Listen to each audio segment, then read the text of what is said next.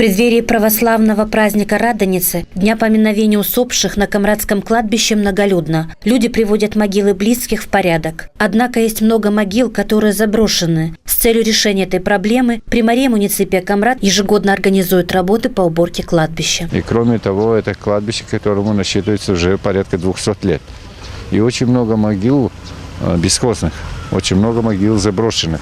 Мы празднуем маленькую Пасху. Это особый день, когда через неделю после Воскресения Христова мы празднуем антипасху или день поминовения всех усопших от века христиан. И для того, чтобы они вместе с нами возрадовались Воскресению Христову, надо хотя бы очистить могилы и открыть их лицо. Потому что некоторые могилы находятся в довольно неприглядном состоянии. Ну и поэтому решили привлечь все силы и привести могилу в порядок.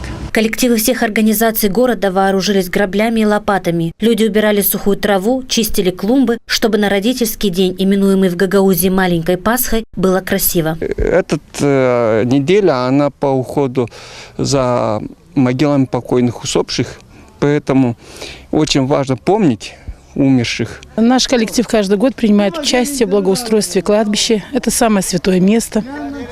Здесь похоронены самые наши близкие люди.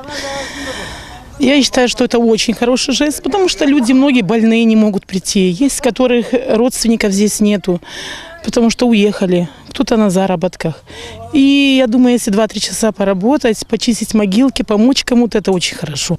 Но это делается для благоустройства города, чтобы очищать. Многие тут, которые уехали, не приезжают, не чистятся.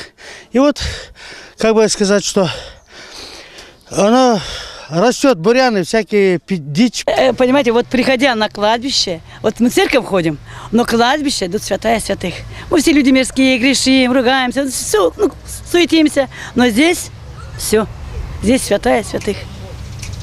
Здесь святая святых. Вот смотря, как люди работают, у меня душа радуется, что вера в наших людей сильна. Общими усилиями горожан на кладбище были убраны все могилы усопших.